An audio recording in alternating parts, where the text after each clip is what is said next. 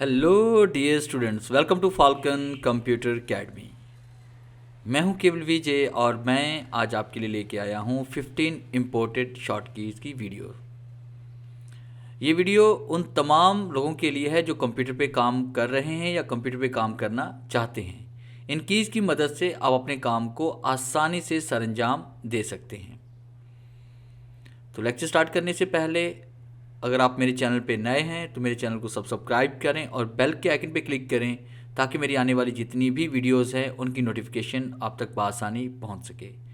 अगर वीडियो अच्छी लगे तो इसे लाइक करें और कमेंट्स ज़रूर दें। तो स्टार्ट करते हैं आज का लेक्चर।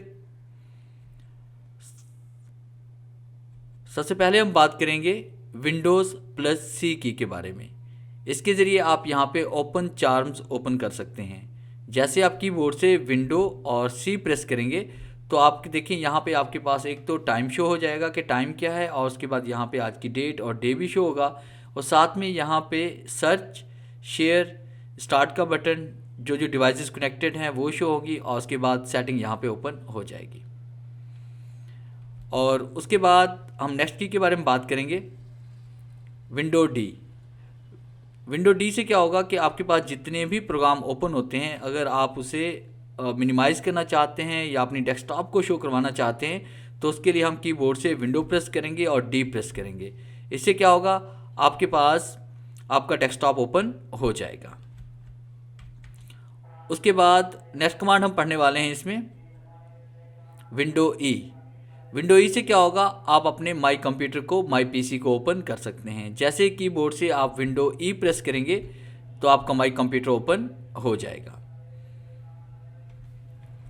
उसके बाद नेक्स्ट कमांड हम पढ़ेंगे इसमें, विंडोज़ एल। अगर आप यहाँ पे अपने कंप्यूटर को लॉक के मूड में लाना चाहते हैं या यूज़र मूड में लाना चाहते हैं जिसमें आप यूज़र चेंज करना चाह रहे हैं, तो इसके लिए आप विंडो एल की यूज़ कर सकते हैं। जैसे आप विंडो एल की यूज़ करेंगे तो आपका कंप्यूटर लॉक मोड में आ जाएगा, जहाँ पे आपने पासवर्ड इंसर्ट करना होता है, उसके बाद ही आपका कंप्यूटर ऑन होगा। और उसके बाद नेक्स्ट की जो हमारे पास में आ रही है वो है विंडो आर, कि अगर आप रन का बॉक्स ओपन करना चाहते हैं, किसी भी प्रोग्राम को जो इंस्टॉल्ड है उसको रन के ज़रिए ओपन किया जा सकता है। जैसे हम विंडो आर प्रेस करेंगे तो ये देखिए रन का बॉक्स ओपन हो जाएगा। अगर आप यहाँ पे विन वर्ड लिखेंगे और एंटर प्रेस करेंगे तो वर्ड ओपन हो जाएगा।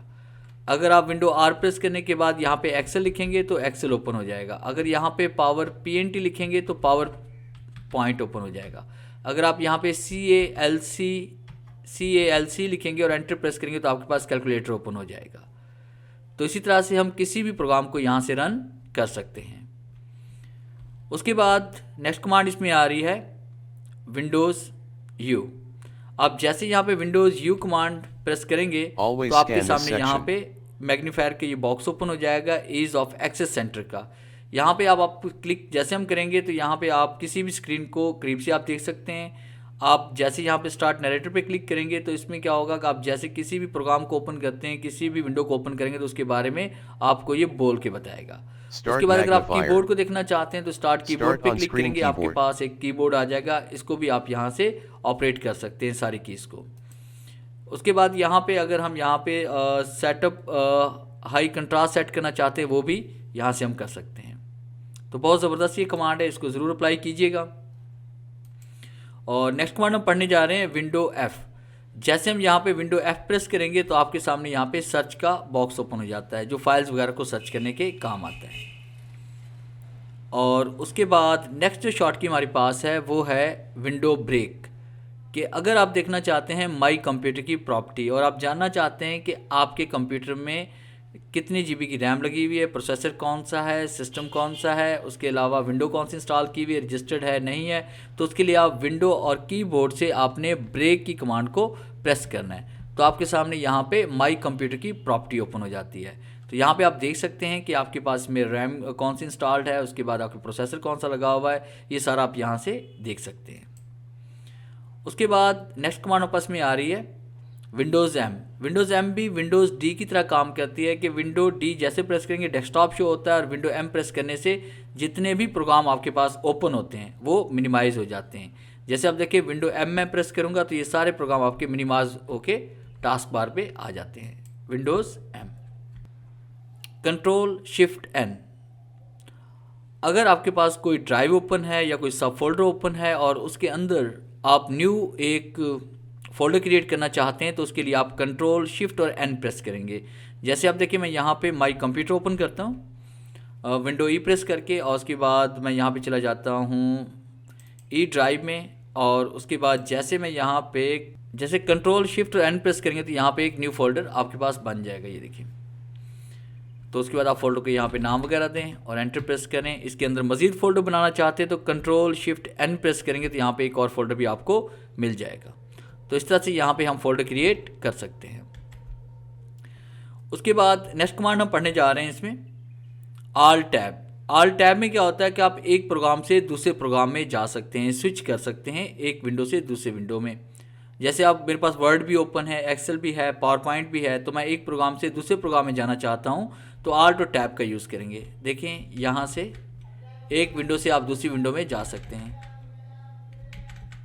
आल्ट टैब का यूज़ करते रहेंगे तो आपके पास ये देखिए यहाँ प्रोग्राम ओपन होते रहेंगे, चाहे वो डेस्कटॉप हो चाहे वो आपके पास कोई प्रोग्राम हो। उसके बाद नेक्स्ट हमारे पास में आ रही है प्रिंट स्क्रीन। प्रिंट स्क्रीन में क्या होता है, जो एक्टिव विंडो होती है अगर आप उसका स्क्रीनशॉट लेना चाहते हैं तो उसके लिए आप प्रिंट स्क्रीन का यूज़ करते हैं। जैसे कि आप देखिए मैं इसी का स्क्रीनशॉट लेना चाह रहा हूँ, तो मैंने क्या किया, यहाँ पे कीबोर्ड से प्रिंट स्क्रीन की कमांड को यहाँ से की को प्रेस किया। प्रेस करने के बाद आपने वर्ड, एक्सेल, पावर पॉइंट या कोरल ड्रा, कोई भी ऐसी एप्लीकेशन जहाँ पे आपने उसको पेस्ट करना है उसके आप ओपन करेंगे। जैसे मैंने यहाँ पे वर्ड को ओपन कर लिया, और वर्ड को ओपन करने के बाद जैसे हम यहाँ पे कंट्रोल वी करेंगे तो ये जो स्क्रीन हमने वहाँ पे कैप्चर की है वो यहाँ पेस्ट हो जाएगी।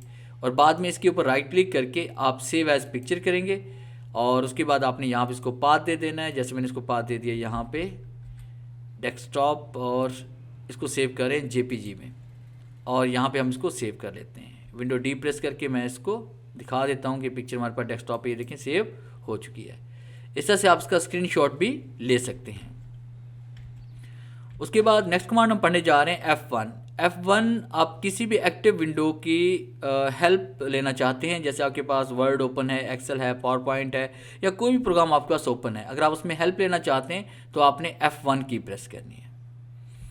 फिर इसके बाद नेक्स्ट कमांड इसमें आ रही है रीनेम, कि किसी भी फाइल और फोल्डर को अगर आप रीनेम करना चाहते हैं तो उसके लिए आप F2 कमांड का यूज़ करते हैं। जैसे कि मैंने यहाँ पे एक फ़ोल्डर यहाँ पे सिलेक्ट कर लिया, ये वाला सॉफ्टवेयर का, और इसको मैं रीनेम करना चाह रहा हूँ। कीबोर्ड से जैसे F2 प्रेस करूँगा वो एक्टिव हो जाएगा, और यहाँ पे हम इसको नाम दे सकते हैं कोई भी, जैसे मैंने फाल्कन सॉफ्टवेयर दे दिया। तो किसी भी फाइल और फोल्डर को रीनेम करने के लिए आप इस कमांड का यूज़ कर सकते हैं। उसके बाद नेक्स्ट कमांड इसमें है F3। F3 में सर्च के बारे में है ये, कि जैसे आप F3 प्रेस करते हैं तो यहाँ से आपके पास सर्च का बॉक्स ओपन हो जाता है विंडोज़ के अंदर F3। तो इस तरह से आप यहाँ पे किसी फाइल को सर्च भी कर सकते। तो डियर व्यूअर्स, ये था हमारा आज का लेक्चर जिसमें मैंने आपको कुछ शॉर्ट कीज़ के बारे में पढ़ाया, और उम्मीद है ये शॉर्ट कीज़ आपको काम आएंगी, आपके काम में काफ़ी हेल्प करेंगी। अगर आज की वीडियो आपको अच्छी लगी है तो काइंडली से लाइक करें, शेयर करें और कमेंट्स ज़रूर दें। Thanks for watching.